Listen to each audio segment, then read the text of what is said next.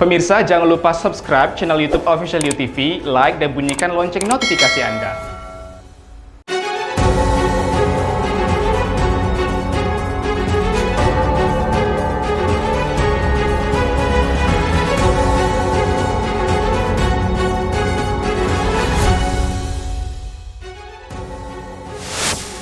Jelang setahun kepemimpinan Wali Kota Tanjung Pinang, ramai kritik dan saran ditujukan. Rahma dirasa belum maksimal dalam menjalankan perannya sebagai Wali Kota. Polri bersama Bea Cukai gagalkan penyeludupan 107 kg sabu di kapal yacht. Peredaran gelap narkotika ini melibatkan jaringan internasional di Batam, Kepulauan Riau. Kepala Dinas Kesehatan Kepulauan Meranti ditahan. Ia diduga melakukan penyelewengan 3.000 alat rapid test antigen yang merupakan hibah dari Kemenkes sejak 2020 lalu.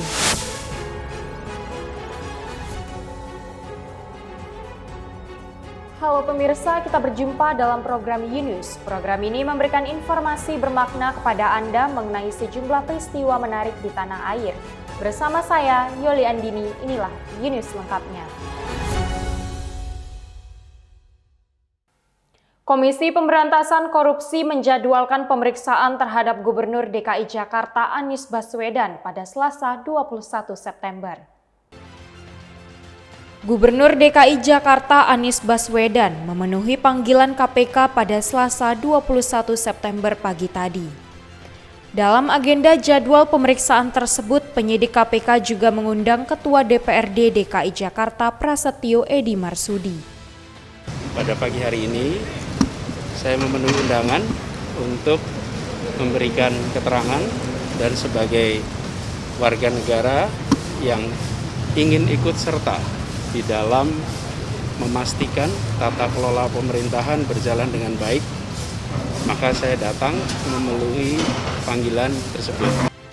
Anies diperiksa sebagai saksi atas kasus dugaan korupsi pengadaan lahan di Munjul, Cipayung, Jakarta Timur. Dari Jakarta, Kantor Berita Antara, UTV, mengabarkan.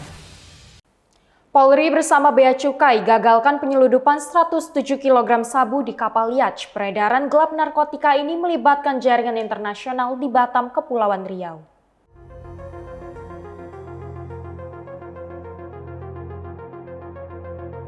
Sebanyak 107.258 kg narkotika jenis sabu berhasil disita aparat kepolisian Resor Kota Polresta Barelang bersama Bea Cukai.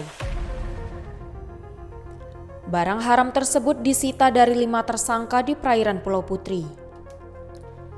Wakapolda Kepulauan Riau Brigadir Jenderal Polisi Darmawan mengungkapkan, ratusan kilogram sabu tersebut dibungkus dengan 140 dus kemasan teh Cina.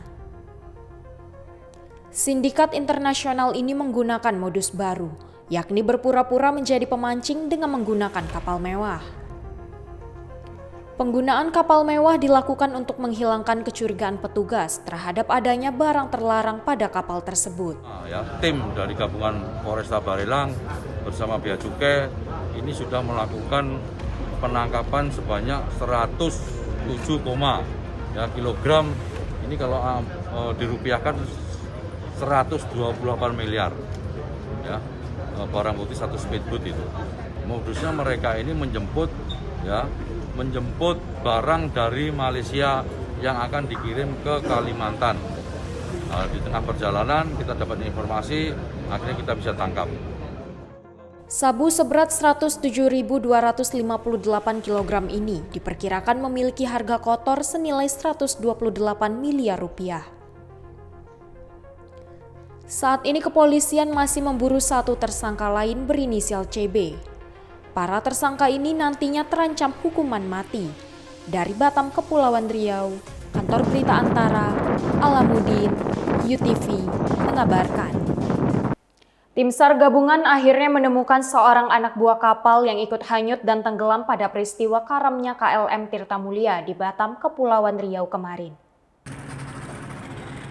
Tim SAR gabungan menemukan jasad Sopian, korban tenggelam kapal KLM Tirta Mulia GT142 yang tenggelam di perairan Batu Ampar, Batam, Kepulauan Riau. PLH Kepala Basarnas Tanjung Pinang Miswandi mengatakan, tim rescue pos pencarian dan pertolongan Batam bersama tim SAR gabungan menerima informasi dari nelayan setempat terkait lokasi penemuan jenazah. Jasad ditemukan di perairan PT Berdikari, Kelurahan Batu Merah. Nelayan melaporkan ke tim SAR gabungan, setelah itu tim SAR gabungan ke lokasi yang ditemukan. Ternyata dicek benar itu korban itu yang dicari atas nama Sophia. Saat ini tim rescue pos pencarian dan pertolongan Batam bersama tim SAR gabungan melanjutkan pencarian dengan menyisir sekitar lokasi kejadian kecelakaan. Tim SAR gabungan tetap mencari korban yang belum ditemukan sesuai protap Basarnas, yaitu 7 hari. Tim SAR gabungan beberapa hari ini melakukan penyelaman, mungkin di kondisi alam yang penyelaman itu di kapalnya, sehingga untuk masuk itu agak susah, Pak. Medannya untuk masuk ke kapal itu agak susah, itu salah satunya, dan juga cuaca. Dari Batam, Kepulauan Riau, Muhammad Bunga Ashab, UTV mengabarkan. Jelang setahun kepemimpinan Wali Kota Tanjung Pinang, ramai kritik dan saran ditunjukkan kepada Rahma yang dirasa belum maksimal dalam menjalankan perannya. Pengamat kebijakan publik Alfiandri menuturkan Wali Kota Tanjung Pinang Rahma telah gagal dalam memimpin Kota Tanjung Pinang. Setelah hampir setahun menjadi kepala daerah, kebijakan yang ia keluarkan banyak menuai kontroversi, menyebabkan keadaan Tanjung Pinang semakin memprihatinkan. Saya boleh menjustifikasi secara bertanggung jawab, saya anggap kepemimpinan Rahma adalah pemimpinan yang gagal. Nah, kegagalan ini ditunjukkan ada beberapa aspek. Pertama, ya tingkat angka pengangguran yang semakin meningkat ya. Angka deflasi kita itu ada 0,32% ya, data dari BPS. Lalu angka inflasi kita juga semakin bertambah ya. Nah, ini menunjukkan ketidakseriusan Rahma menjadi wali kota. Sejumlah pedagang kaki lima juga menyayangkan minimnya perhatian dan bantuan dari pemerintah untuk masyarakat, utamanya warga yang memiliki usaha mikro, kecil, dan menengah. Wali Kota Rahma diharapkan bersikap adil dalam memberikan bantuan. Sebenarnya sih kalau di bidang pendidikan sudah cukup baik, ada bantuan. Cuman kalau di bidang ini, tahap COVID pertama aja kan dapat bantuan. Sekarang masyarakat ini udah yang senang ya, nampaknya yang agak mewah nih sekarang yang gaji aja.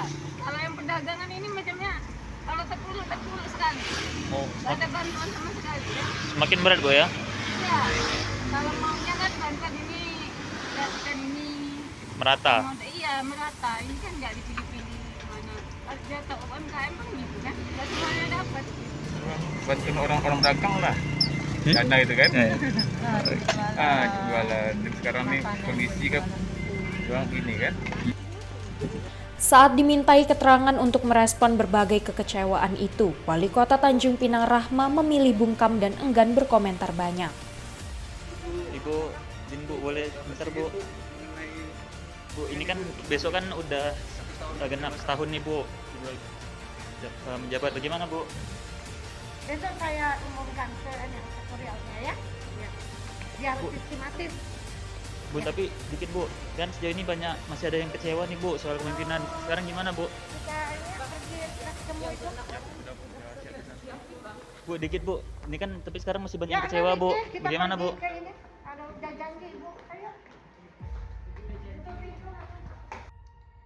Dari Tanjung Pinang, Kepulauan Riau, Muhammad Khairuddin, UTV mengabarkan. Pemerintah mewajibkan seluruh guru di Kepri melakukan tes usap antigen sebelum pembelajaran tatap muka dimulai. Menciptakan rasa aman saat pembelajaran tatap muka berlangsung, Dinas Pendidikan Provinsi Kepri memberlakukan kewajiban tes usap antigen. Kewajiban tes usap ini berlaku bagi seluruh guru yang akan mengajar. Selain menciptakan rasa aman, Kepala Dinas Pendidikan Provinsi Kepri Muhammad Dali juga mengungkapkan, hal ini diberlakukan untuk menghindari terjadinya klaster baru COVID-19.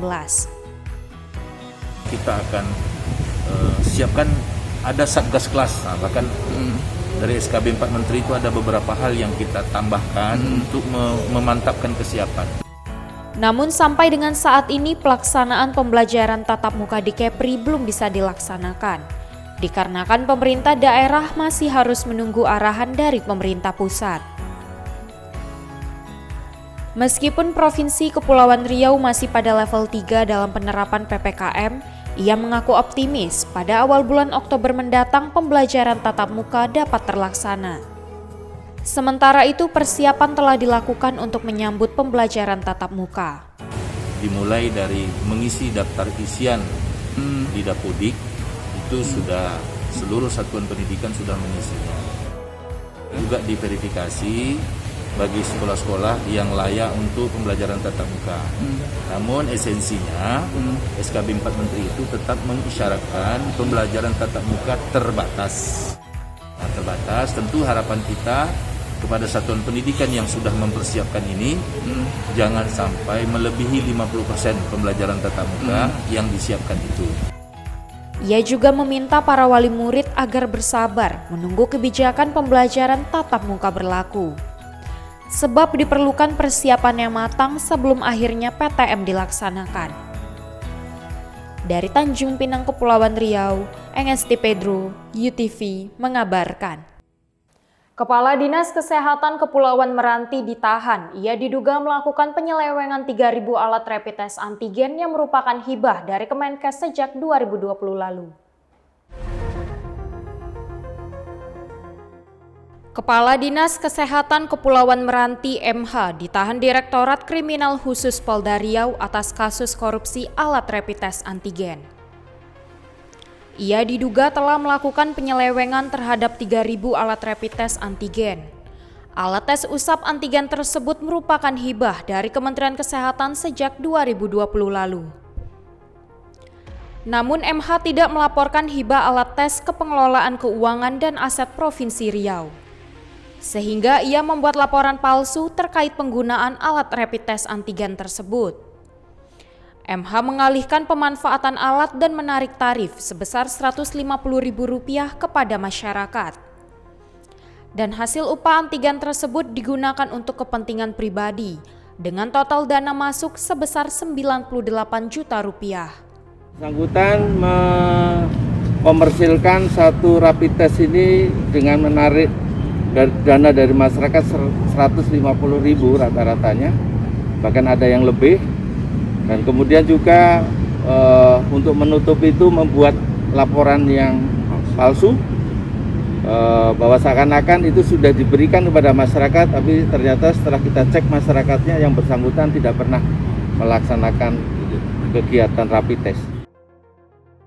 Kadinkes Kabupaten Kepulauan Meranti yang kini ditahan di Mapolda Riau terancam hukuman 5 hingga 20 tahun penjara.